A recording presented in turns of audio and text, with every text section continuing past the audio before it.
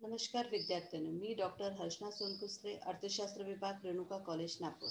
आज मी तुमच्या समोर मुद्रास्फीती व मुद्रा अस्फीती काय आहे हे समजवणार आहे. आता मुद्रास्फीती म्हणजे काय? इन्फ्लेशन या अंग्रेजी शब्दाचा अर्थ स्फीती असा होतो, परंतु व्यावहारिक तिला मुद्रास्फीती किंवा मुद्रा प्रसार असे म्हणतात. स्फीतीला मौद्रिक स्फीती या नावाने संबोधण्याचे मुख्य कारण म्हणजे स्फीतीची परिस्थिती हे प्रामुख्याने मुद्रा प्रसाराचा परिणाम आहे. पूर्वीच्या काळी मुद्रेचे परिणाम त्यामागे ठेवलेल्या सुरक्षित कोशाच्या अनुपातापेक्षा जास्त झाला तर मुद्रास्फीतीची स्थिती निर्माण झाली असे समजले जात होते. परंतु नंतर मुद्रेचे परिमाण हे वस्तू व सेवांचे परिणामापेक्षा जास्त झाल्यामुळे मुद्रेच्या मूल्यात घट होऊन वस्तूंच्या किमतीत वाढू लागल्या. दुसऱ्या शब्दात म्हटलं तर वस्तू व सेवांच्या तुलनेत मुद्रेचे परिमाण जास्त झाल्यामुळे वस्तूंच्या किमतीत वाढ होऊन मुद्रेचे मूल्य कमी होत असेल तर त्या स्थितीला आपण मुद्रास्फीती असे म्हणतात. मुद्रास्फीतीची व्याख्या पाहूया. ब्राऊनच्या मते वस्तूंच्या मूल्यात सातत्याने वाढीची प्रक्रिया म्हणजे मुद्रास्फीती होय. क्राउथन म्हणतात की मुद्राची अशी स्थिती आहे की जिच्या अंतर्गत मुद्रेचे मूल्य कमी होत असते आणि किंमत वाढत असतात. आता स्फीतीची वैशिष्ट्ये पाहूया. वस्तूंच्या किमतीत वाढ होत जाते. दुसरा, मुद्रेचा पुरवठा गरजेपेक्षा जास्त असतो. तिसरा, लोकांच्या मौद्रिक उत्पन्नात वाढ होत जाते. चौथा, नफ्याच्या मात्रेत वाढ होते. उत्पन्नात व रोजगारात वाढ होत जाते. वस्तूंचा पुरवठा हा मुद्रा पुरवठ्याच्या तुलनेत कमी होत जाते. आता आपण मुद्रास्फीतीचे कारणे पाहूया. पहिला आहे सरकारचे मौद्रिक व प्रत्याविषयक धोरण. सरकारच्या आदेशाने देशाच्या केंद्रीय अधिकोष आर्थिक विकासाचे वेग वाढविण्यासाठी किंवा युद्धाचा खर्च भागविण्यासाठी मोठ्या प्रमाणावर पत्रमुद्रा छापतो. यामुळे अर्थव्यवस्थेतील मुद्रेचे परिणाम वाढते व किमती वाढू लागते आणि मुद्रास्फीतीची परिस्थिती निर्माण होते. सुरुवातीला मुद्रास्फीती साधारणतः राहते, परंतु मुद्रास्फीतीला नियंत्रण नाही केला तर अशी परिस्थिती निर्माण होऊ शकते की तीव्र स्वरूप धारण करू शकतो. तसेच केंद्र अधिकोषांकडे देशातील प्रत्येक मुद्राचे परिणाम नियंत्रित करण्याचा अधिकार असतो. जर केंद्र अधिकोषाने प्रत्येक नियंत्रणाचा धोरण स्वीकार अधिकोष दरात घट केली किंवा खुल्या बाजारात रोख्यांची खरेदी केली तर देशातील प्रत्येक मुद्राचा परिणाम वाढून मुद्रास्फीती उत्पन्न होते. दुसरा, मुद्रेच्या चलन प्रवेगात वाढ. अर्थव्यवस्थेतील मुद्रेचे एकूण परिणाम मुद्रेचे चलन प्रवेगा देखील अवलंबून असतो. देशातील लोकांची उपभोग प्रवृत्ती वाढल्याने किंवा भांडवलाची सीमांत लाभ क्षमता वाढल्याने मुद्रेच्या चलन प्रवेगात वाढ होऊन अर्थव्यवस्थेतील मुद्राचे परिणाम वाढतो व मुद्रास्फीती उत्पन्न होतो. तिसरा, तुटीचे अंदाज प्रबंध. सरकारच्या अंदाजपत्रकातील प्रास्ताविक उत्पन्नापेक्षा जर प्रास्ताविक खर्च जास्त असेल तर असा अंदाजपत्रकाचे तुटीचे अंदाजपत्रक असे म्हणतात. उत्पन्नापेक्षा जास्त खर्च करण्याची म्हणजे अंदाजपत्रकाची तूट भरून काढण्याची साठी सरकार केंद्रीय अधिकोषाला पत्र चलन छापण्याचे आदेश देतो, ज्यामुळे मुद्रेचे एकूण परिणाम वाढ होतो आणि लोकांचे मौद्रिक उत्पन्नात पण वाढ होते. वस्तू व सेवांची मागणी वाढून त्यांच्या किमतीत वाढतात आणि मुद्रास्फीतीचे परिणाम आपल्याला दिसून येतात. नेक्स्ट आहे व्यापारी अधिकोषांचे प्रत्ययविषयी धोरण. जर देशातील व्यापारी अधिकोषांच्या मोठ्या प्रमाणावर कर्ज देऊन मोठ्या प्रमाणावर प्रत्यय निर्मिती करण्याचे धोरण स्वीकारले तर त्यामुळे अर्थव्यवस्थेतील प्रत्येक मुद्राचे परिणाम वाढून मुद्रास्फीतीची परिस्थिती निर्माण होऊ शकते. नेक्स्ट आहे अनुपादिक खर्चात वाढ. सरकारने ज्या खर्चामुळे देशातील उत्पादनात मुळीच वाढ होत नाही त्या खर्चाला अनुपादक खर्च असे म्हणतात. युद्ध, कर्मचारी भत्ते इत्यादीवर सरकारला केलेला खर्च अनुत्पादक खर्च असतात. अशा खर्चामुळे एका बाजूने लोकांचे मौद्रिक उत्पन्न वाढून वस्तू व सेवांची मागणी वाढते, परंतु उत्पादनात वाढ होत नाही. त्यामुळे सरकार द्वारा हे केलेल्या कार्यामुळे वस्तू व सेवांची किमती वाढू लागते आणि मुद्रास्फीतीची स्थिती निर्माण होते. नेक्स्ट आहे वित्तीय अर्थव्यवस्था. सरकारद्वारा जे विविध प्रकारचे कर लावले जातात त्यांची वसुली जर योग्य रीतीने झाली नाही तर अर्थव्यवस्थेतील पैशाचा प्रमाण वाढतो आणि बेशुमार पैसा जेव्हा वस्तू व सेवांवर खर्च केला जातो त्याच्या मागणी वाढून किमती वाढवू लागते, ज्यामुळे मुद्रास्फीतीची स्थिती निर्माण होते. यानंतर आहे नेक्स्ट लोकसंख्यात वाढ. देशातील वाढत्या लोकसंख्येच्या गरजा पूर्ण करण्यासाठी सरकारला मोठ्या प्रमाणावर खर्च करावा लागतो. या खर्चासाठी सरकारद्वारा मुद्रा परिमाण वाढले जाते, त्यामुळे देखील पण मुद्रास्फीतीची स्थिती निर्माण होऊ शकते. आता मुद्रास्फीतीचे दुसरे कारणामध्ये मोठा आहे उत्पादनात घट करणारे कारणे. आता उत्पादन घट कसे कारणामुळे होतात हे आपण पाहूया. पहिला आहे नैसर्गिक प्रकोप. भूकंप, महापूर, दुष्काळ इत्यादी नैसर्गिक प्रकोपामुळे देशातील उद्योग व शेतीवर होतो. अशा प्रकोपामुळे औद्योगिक वस्तू व कृषी मालाचे उत्पादन घटून त्यांच्या किमतीत वाढतात आणि मुद्रास्फीतीची स्थिती निर्माण होते. नेक्स्ट आहे कच्च्या मालाची कमतरता. वस्तूंचे उत्पादन करण्यासाठी आवश्यक असणाऱ्या कच्चा माल देशातून किंवा विदेशातून पर्याप्त प्रमाणात उपलब्ध झाला नाही तर वस्तूचे उत्पादन घट होऊन त्यांचा पुरवठा पण कमी होऊन किमती वाढतात आणि मुद्रास्फीतीची स्थिती निर्माण होते. नेक्स्ट आहे उत्पत्ती नियम.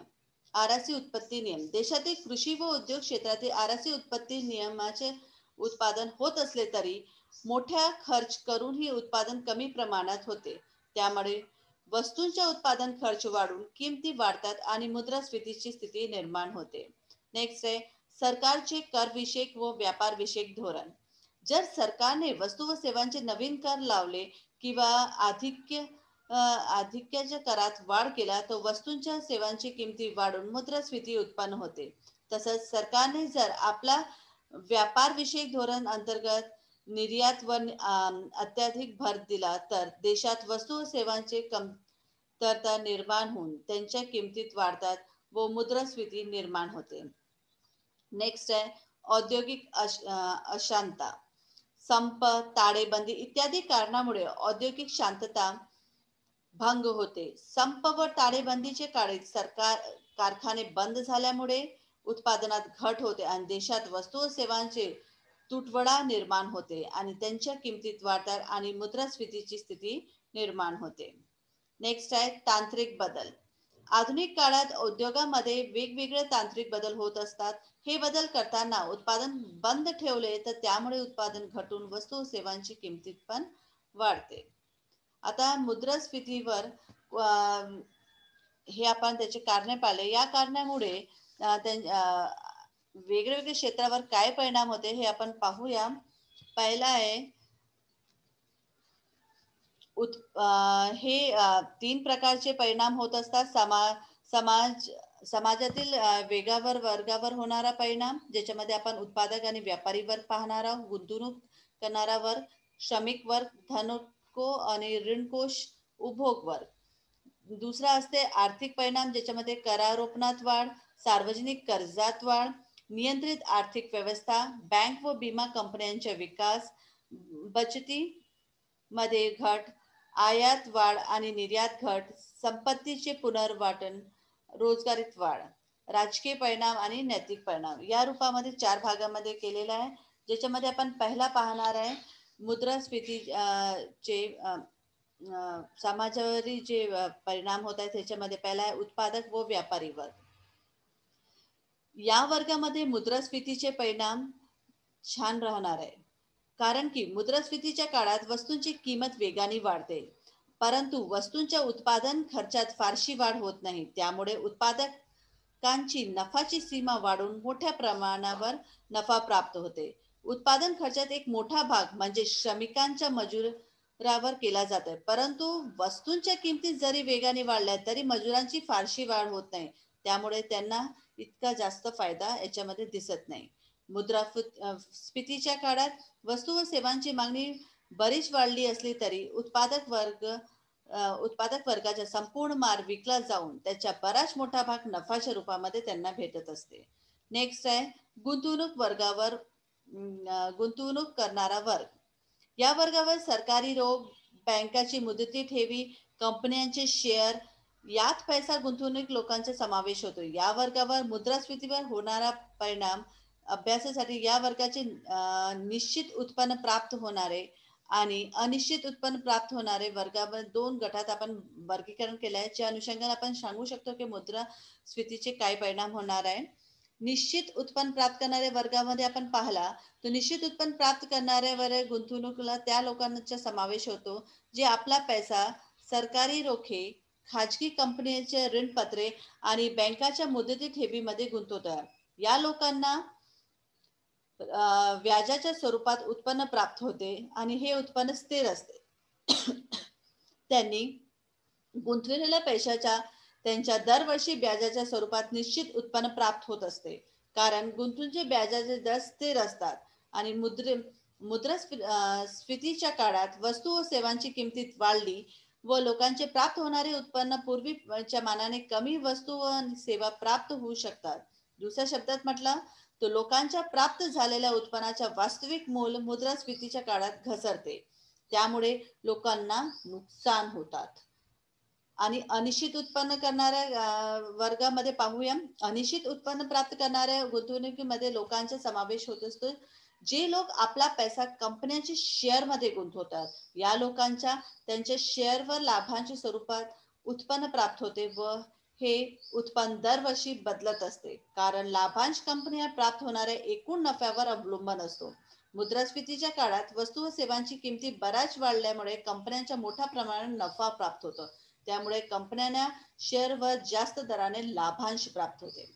नेक्स्ट आहे श्रमिक वर्ग. या वर्गामध्ये मुख्यतः वेतनाच्या स्वरूपात उत्पन्न प्राप्त करणाऱ्या लोकांचा समावेश होत असतो. औद्योगिक आणि कृषी मजूर, शिक्षक, सेवानिवृत्ती वेतन प्राप्त करणारे सरकारी कार्यातील कर्मचारी यांचा प्रामुख्याने समावेश आपण याच्यामध्ये होत असतो. त्याच्यामध्ये आपण पाहूया त्याच्यामध्ये रोजगारीच्या दृष्टिकोनातून विचार केला तर श्रमिक वर्गाच्या दृष्टीने चांगला असतो. मुद्रास्फीतीच्या काळात उत्पादनाचा नफा बराच वाढतो तसंच वस्तू व सेवांची मागणी वाढत असते. त्यामुळे उत्पादन वाढवितात. त्या दृष्टीने विद्यमान उद्योगांचा विस्तार केल्यामुळे नवीन उद्योग स्थापित होते. यामुळे रोजगाराची नवीन संधी निर्माण होते. दुसरा वर्ग आपण पाहूया जीवनमानाच्या पातळीच्या दृष्टिकोनाच्या अनुषंगाने श्रमिक वर्गामध्ये. या वर्गामध्ये मुद्रास्फीतीमध्ये श्रमिक वर्गाच्या जीवनमानावर प्रतिकूल परिणाम झालेला आढळतो. मुद्रास्फीतील उपभोक्तांच्या वस्तू व सेवांची किमती मोठ्या प्रमाणात वाढल्यामुळे श्रमिकांना वेतनवाढ नाही कारण मजुरी नेहमी किमतीच्या पातळीवर भागलेला जातो. त्यामुळे श्रमिकांना आपला उपभोग कमी करावा लागतो. याची झळ विशेषतः मध्यम वर्गाला जास्त आपल्याला दिसून येतो. याच्यामध्ये श्रमिक वर्गामध्ये हे प्रभाव आपल्याला दिसून येत आहे. नेक्स्ट आहे धनको व ऋणकोष वर्ग. धनको वर्गाच्या आधी पाहूया. अशा लोकांचा समावेश होतो जे लोक आपला पैसा निश्चित मुदतीसाठी इतरांना कर्जाऊ देतात. या लोकांना कर्जाऊ दिलेल्या रकमेच्या ठराविक दराने व्याज प्राप्त होत असते. मुद्रास्फीती नसताना वस्तू व सेवांची किमती कमी असतात. त्यामुळे धनकोने कर्जाऊ दिलेल्या रकमेची वास्तविक मूल्य जास्त असते. ही कर्जाऊ दिलेली रक्कम जर ऋणकोष मुद्रास्फीतीच्या काळात परत केली नाही तर हे रकमेची वास्तविक मूल्य पूर्वीच्या मानाने कमी झालेली असते. कारण मुद्रास्फीतीच्या काळात वस्तू व सेवांची किंमत वाढली असतात आणि मुद्रास्फीतीच्या काळात व्याज दर वाढलेले असतात. खरे असलं तरी किमतीच्या पातळी वाढी मानाने व्याज दरातील वाढ कमी प्रमाणात झालेले असतात.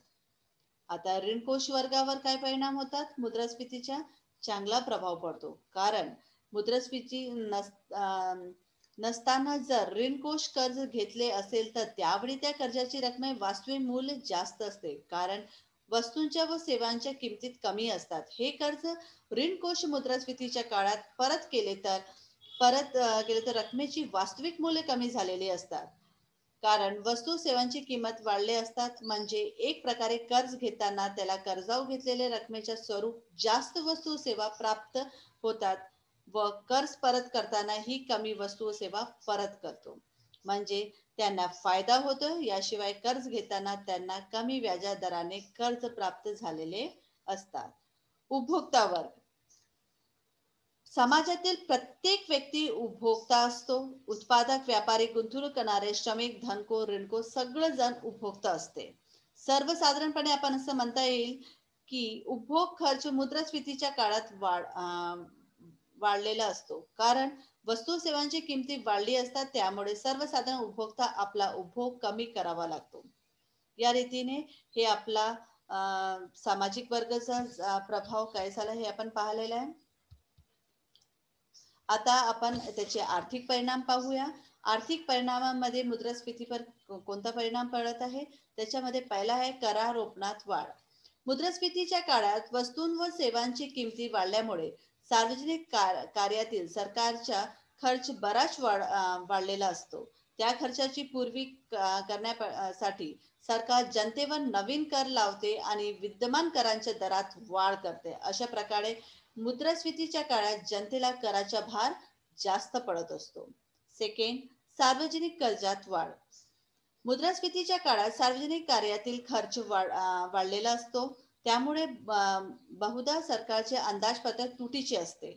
अंदाजपत्रकातील तूट भरून काढण्यासाठी सरकार सार्वजनिक कर्ज उभारतात. त्यामुळे देशातील सार्वजनिक ऋणाचा भार मुद्रास्फीतीच्या काळात होत असतो. नेक्स्ट आहे नियंत्रित आर्थिक व्यवस्था. मुद्रास्फीतीच्या काळात सरकारला देशातील आर्थिक व्यवहारांच्या अनेक प्रकारचे नियंत्रण लावावे लागतात, जसे सार्वजनिक वाटप पद्धती, मूल्य नियंत्रण इत्यादी. यामुळे स्वतंत्र आर्थिक व्यवस्था संपुष्टात येते. नियंत्रण लावूनही सरकारची आपली उद्दिष्ट पूर्ण करू शकत नाही. नियंत्रित किमतीच्या वस्तूंचे उत्पादन घटले किंवा किमतीचे जास्त आहे अशा वस्तूंचे उत्पादन वाढते. त्यामुळे आवश्यक वस्तूंच्या तुटवडा निर्माण होऊन काळात बाजारात प्रोत्साहन मिळते. नेक्स्ट आहे बँका आणि विमा कंपन्यांचा विकास. मुद्रास्फीतीच्या काळात लोकांचे उत्पन्न वाढण्याचे आणि त्यांची बचत शक्ती वाढते. बँकाकडे मोठ्या प्रमाणात ठेवी येऊन लावा लागतात व बँकाचा विकास होतो. तसे विमा कंपन्या देखील पण या मुद्रास्फीतीच्या काळात विकास करतात. नेक्स्ट आहे बचतीमध्ये घट. मुद्रास्फीतीच्या काळात लोकांची बचत शक्ती वाढते हे जरी खरे असले तरी प्रत्यक्षात मात्र लोक कमी बचत करतात, कारण मुद्रेचे मूल्य कमी झाल्यामुळे लोकांचे मुद्रावरील विश्वास कमी होऊ लागतात. नेक्स्ट आहे आयात वाढ आणि निर्यात घट. मुद्रास्फीतीच्या काळात देशी वस्तूंच्या किमती वाढल्यामुळे लोक विदेशातून वस्तू आयात करतात. त्यामुळे देशी आयात वाढते. दुसऱ्या बाजूने देशी वस्तू विदेशी बाजारात महाग झालेले त्यांच्या निर्यात घटते. नेक्स्ट आहे संपत्तीचे पुनर्वाटन. मुद्रास्फीतीच्या काळात श्रीमंत लोकांच्या हाती संपत्तीचे केंद्रीकरण होतो. श्रीमंत वर्ग अधिक श्रीमंत होत जातो आणि गरीब वर्ग आणखी गरीब होत जातो. ही आर्थिक विषमतेत खूप जास्त वाढ आपल्याला दिसून येते. नेक्स्ट आहे रोजगारीत वाढ. मुद्रास्फीतीच्या काळात वस्तू व सेवांची मागणी वाढते. त्यामुळे उत्पादनात वाढ केली जाऊन बेकार श्रमिकांना काम प्राप्त होते आणि अर्थव्यवस्थेची रोजगाराची पातळी वाढू लागते. आता आपण यानंतर पाहूया की मुद्रास्फीती म्हणजे काय. मुद्रास्फीतीची मुद्रास्फीतीची अगदी विरुद्ध बाजूने मुद्रास्फीती असतात. ज्यावेळी देशातील मुद्रेचे परिमाण आवश्यकतेपेक्षा कमी होते त्यावेळी देशात अपस्फीतीची परिस्थिती निर्माण होते. अपस्फीती या मुद्रा संकोच इत्यादी नावाने आपण ओळखतो. मुद्रास्फीतीच्या काळी वस्तू व सेवांची किमती सतत कमी होत असतात. वस्तूंच्या किमतीत सतत घट होत असली तरी हे लक्षणात येते की किमतीत घट झाल्यामुळे नफ्यात घट होतो, उत्पादनात घट होतो, रोजगार घट होतो, उत्पन्नात पण घट होतो, मागणीतील घट होतो. म्हणून किमतीत घट अशी प्रक्रिया सतत सुरू असते. म्हणून अपस्फीतीच्या काळी ही सर्व लक्षणे आपल्याला दिसू लागतात. यानंतर आपण याची व्याख्या पाहूया. मुद्रास्फीतीची क्राउन्थर म्हणतात ज्या स्थिती मुद्रेचे मूल्य वाढते आणि वस्तूंचे भाव घसरतात त्या स्थितीला मुद्रा अपस्फीती असे म्हणतात. प्रोफेसर पिकच्या म्हणणं आहे जेव्हा देशातील वस्तू व सेवांचे उत्पादन मौद्रिक उत्पन्नापेक्षा इतक्या वेगाने वाढते की किमती कमी होऊ लागतात, तेव्हा निर्माण होणारी स्थिती म्हणजे आपली अपस्फीती होय. याची लक्षणे पाहूया. वस्तूंच्या किमतीत सतत घट होत असते. दुसरा, मुद्रांचा पुरवठा कमी झालेला असतो. तिसरा, कमी किमती नफ्याच्या प्रमाण कमी होतो. चौथा, उत्पादनात घट होते. पाचवा, रोजगारात घट होतो. नंतर नागरिकांच्या मौद्रिक उत्पन्नात घट होते. नेक्स्ट, पुरवठ्यांपेक्षा वस्तूंची मागणी कमी होते. विक्रीत घट होते. या रीतीने मुद्रास्फीतीचे आपण लक्षणे पाहिले. ज्या प्रकारे आपण मुद्रास्फीतीचे कारणे पाहिले, त्याच प्रकारे आपण आता मुद्रास्फीतीचे अपस्फीतीचे पण कारणे पाहूया. त्याच्यामध्ये पहिला कारण आहे की मुद्राच्या परिमाणात घट. मुद्राच्या मागणीच्या तुलनेत जर मुद्रेचे परिमाण घटले तर मुद्रास्फीती उत्पन्न होते. जेव्हा सरकार अर्थव्यवस्थेतील मुद्रेचे परिमाण घटले तेव्हा मुद्रास्फीती उत्पन्न होते. कारण वस्तू व सेवांचे उत्पादन वाढल्याने विनिमय योग्य वस्तूंचे परिणाम वाढते. त्यामुळे मुद्रेची क्रयशक्ती वाढते व किमती पातळी खाली घसरते. दुसरा, करारोपण आणि सार्वजनिक कर्ज. सरकारने जनतेवर मोठ्या प्रमाणावर कर लावला आणि जनतेजवळ पैसा ऐच्छिक किंवा अनिवार्य सार्वजनिक ऋणाद्वारे काढू घेतला तर जनतेची क्रयशक्ती कमी होते. त्यामुळे वस्तू सेवांची मागणी कमी झाली तर किमती घसरू लागते आणि मुद्रा अपस्फीतीची परिस्थिती निर्माण होऊ शकते. नेक्स्ट आहे मुद्रेच्या निमौद्रिकीकरण. मुद्रेचे निमौद्रिकीकरण म्हणजे एखादी विशिष्ट मुद्रा चलनातून रद्द करणे होय. उदाहरण, नोटबंदी. असे केलेले अर्थव्यवस्था मुद्रेचे परिमाण कमी होत जाते आणि लोकांजवळ पैसा कमी होतो. कमी झाली तर मागणी कमी झाली तर मुद्रा अपस्फीतीची कारणे निर्माण होऊ शकतो. नेक्स्ट आहे केंद्र अधिकोषांचे प्रत्ययविषयक धोरण. जर देशातील केंद्र अधिकोषाने प्रत्यय संकोचाचे धोरण प्रस्ताव आणला तर अधिकोष दरात वाढ केली किंवा रोख्यांची विक्री केली किंवा प्रत्यय संकोचाच्या इतर रीतीने अवलंबन केला तर देशात प्रत्यय संकोच होऊन किंमत पातळी खाली पण घसरू शकते. अशी परिस्थिती मुद्रा अपस्फीतीमध्ये निर्माण होऊ शकते. नेक्स्ट आहे वस्तू व सेवांचे उत्पादनात अत्याधिक वाढ. जर अर्थव्यवस्थामध्ये वस्तू व सेवांचे उत्पादन त्यांच्या मानाने मोठ्या प्रमाणात वाढले तर वस्तू व सेवांची किमती खाली घसरू लागतात व अर्थव्यवस्थेतील मुद्रास्फीती निर्माण होऊ शकते. शेवटचा पॉइंट, स्वर्णकोशाचा अभाव. स्वर्णमान पद्धती देशातील मुद्रेचे परिणाम स्वर्णकोशाचे मात्रेवर अवलंबून असते. अशा देशात व्यापार व उद्योगाच्या विकासामुळे देशातील मुद्रेची मागणी वाढली तर स्वर्णकोशाच्या अभावामुळे मुद्रेचे परिणाम वाढले. येत नसेल तर मुद्रेची क्रयशक्ती वाढते म्हणजे किमती पातळी खाली घसरू लागते आणि मुद्रा अस्फीतीची परिस्थिती निर्माण होऊ शकते. आता आपण मुद्रा अपस्फीतीचे परिणाम पाहूया. जसं स्फीतीमध्ये उत्पादक व्यापारी या वर्गामध्ये कसे परिणाम झाले त्या रीतीने मुद्रास्फीतीवर काय परिणाम होते हे पाहूया. पहिला आहे उत्पादक व व्यापारी वर्ग. उत्पादक वर्गावर पाहूया की मुद्रास्फीतीच्या वस्तूची किंमत बराच घटतात परंतु उत्पादक खर्च त्या मानाने घटत नाही. त्यामुळे सरासरी किंमत घसरू लागते आणि उत्पादक वर्गाला या वर्गामध्ये खूप जास्त नुकसान होते असे आपल्याला आढळतो. उत्पादन व्याजाचा मोठा भाग म्हणजे मजुरातील खर्च होय आणि मुद्रास्फीतीच्या काळात श्रमिकांची मजुरी घट होऊ शकत नाही. त्यामुळे उत्पादन देखील घट होऊ शकत नाही. व्यापारी वर्गावर प्रभाव पाहूया. मुद्रास्फीतीच्या व्यापारी वर्गावर खूप प्रतिकूल परिणाम आपल्याला दिसून येत आहे. कारण की याच्यामध्ये व्यापाऱ्यांना नफा काळात कमी होते आणि त्यांच्या नुकसान देखील सहन करावं लागते. त्यामुळे ह्या अपस्फीतीच्या वेळेस व्यापारी वर्गांना जास्त नुकसान आपल्याला दिसून येत आहे. नेक्स्ट आहे गुंतवणूक करणारा वर्ग. या वर्गामध्ये आपण जसं निश्चित उत्पन्न करणारे वर्गामध्ये पाहूया की गुंतवणुकीमध्ये जे लोक आपला पैसा बँकामध्ये ठेवी किंवा सरकार रोख किंवा ऋण पत्र यात गुंतवणूक असतात या लोकांचा समावेश असतो. या लोकांना पैशाला व्याजाच्या स्वरूपात दरवर्षी एक निश्चित उत्पन्न प्राप्त होत असते. या वर्गाला अपस्फीतीच्या काळात चांगला परिणाम आपल्याला दिसून येते. अनिश्चित वर्गाला पाहूया. अनिश्चित वर्गाला गुंतवणूक जसे कंपन्यांचे शेअर, रक्कम गुंतवणुकीदारांचा समावेश होतो. या वर्गावर मुद्रा अपस्फीतीच्या काळात घटतो, कारण कंपन्यांना नफा कमी होत जातो, त्याच्यामुळे यांना नुकसान सहन करावं लागते. नेक्स्ट पाहूया श्रमिक वर्ग. श्रमिक वर्ग मध्ये रोजगारीच्या दृष्टिकोनातून पाहिला तर श्रमिक वर्गावर याच्या जास्त प्रतिकूल परिणाम आपल्याला दिसून येते. नवीन रोजगार उपलब्ध होत नाही आणि परिस्थिती खूप वाईट होऊन जाते. नेक्स्ट आहे श्रमिक वर्गाच्या राहणीमानाचे दृष्टिकोन पाहिला तर हे चांगला परिणाम होतो, क्योंकि या काळात वस्तूंची किंमत घसरलेली असते, ज्याच्यामुळे श्रमिकांचे उत्पन्न फारसे कमी होत नाही आणि त्यांच्या बचत प्रमाण पण खूप जास्त वाढत जाते. आता नेक्स्ट पाहूया धनको आणि ऋण कोशा वर्ग मध्ये. धनको वर्गावर मुद्रास्फीतीचा चांगला प्रभाव पडतो, क्योंकि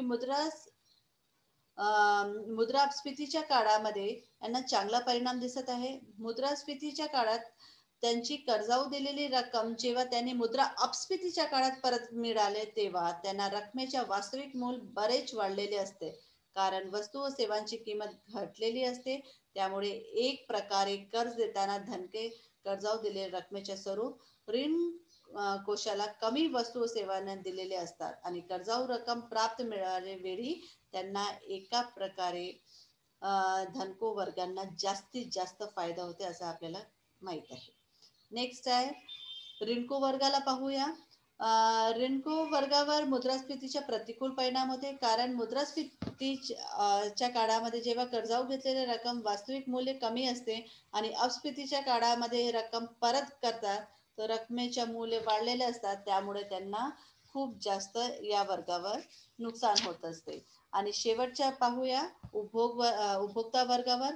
उपभोक्ता वर्गावर मुद्रा अपस्फीतीचे चांगले परिणाम होते, कारण की मुद्रास्फीतीच्या काळात उपभोक्तांची वस्तू सेवांची किमती कमी झाल्यामुळे त्यांना जास्तीत जास्त फायदा होत असतो. यानंतर आपण पाहूया की मुद्रा अपस्फीतीचे आर्थिक परिणाम काय आहे. रोजगारीवर घट. मुद्रा अपस्फीतीच्या काळामध्ये वस्तू सेवांची मागणी कमी झाल्यामुळे उत्पादन कमी होतो, ज्याच्यामुळे रोजगारवर त्याचा परिणाम पडतो आणि त्याचे वाईट परिणाम आपल्याला दिसून येते. नेक्स्ट आहे करांचा भार वाढतो. मुद्रा अपस्फीतीच्या काळात जनतेवर कराचा भार जास्त असतो, कारण मुद्रेची क्रयशक्ती या काळात जास्त असल्याने जनतेला क्रयशक्तीच्या स्वरूपात अधिक कर द्यावा लागतो आणि ही परिस्थिती अपस्फीतीच्या काळामध्ये खूप वाईट असतात. नेक्स्ट आहे सरकारी ऋणाचा भार वाढतो. मुद्रा अपस्फीतीच्या काळात व्यापक बेकारी पसरल्यामुळे या बेकारीची समस्या सोडवण्यासाठी सरकारला मोठ्या प्रमाणावर सार्वजनिक व्यय करावा लागतो, ज्यामुळे सार्वजनिक कर्ज उभारून करण्यासाठी सार्वजनिक ऋणाचा भार वाढत जातो. नेक्स्ट आहे अधिकोष व्यवस्थेवरील परिणाम. मुद्रास्फीतीच्या काळामध्ये विपरीत परिणाम आपल्याला दिसून येतो, कारण की कर्जाची मागणी नसते, कारण उद्योग व व्यापारात मंदीची परिस्थिती असल्यामुळे बँकांनी आधी दिलेला कर्जा देखील या काळात वसुली होऊ शकत नाही, त्यामुळे अनेक बँकाला खूप त्रास सहन करावा लागतात. नेक्स्ट आहे सामाजिक व नैतिक दुष्परिणाम. मुद्रा अपस्फीतीच्या काळात व्यापक बेकारी पसरल्यामुळे समाजातील गुन्हेगारी वाढून सामाजिक वातावरण दूषित होतात आणि समाजामध्ये नैतिक पतन होत जातो आणि अशी परिस्थिती आपल्याला दिसून येतात. आता विस्फीती म्हणजे काय हे आपण पाहूया.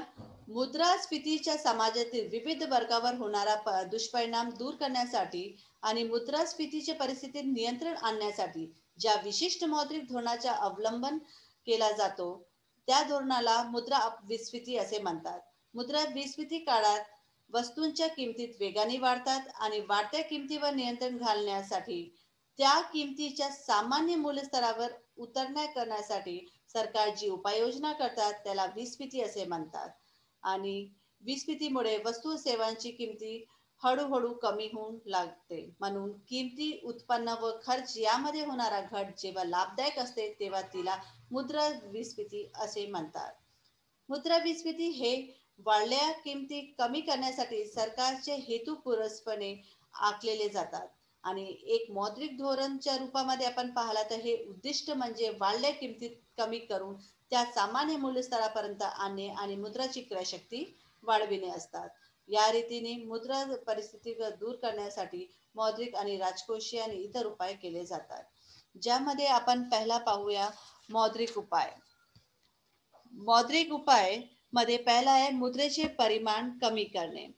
जेव्हा अर्थव्यवस्थेत आवश्यकतापेक्षा जास्त प्रमाणात पत्रमुद्रा निर्मित केला जातो तेव्हा मुद्रास्फीती उत्पन्न होते. अशा वेळी मुद्रास्फीती नियंत्रण करण्यासाठी केंद्र अधिकृत जुन्या पत्रमुद्रा चलनातून रद्द करून त्या जागी नवीन पत्रमुद्रा छापतात.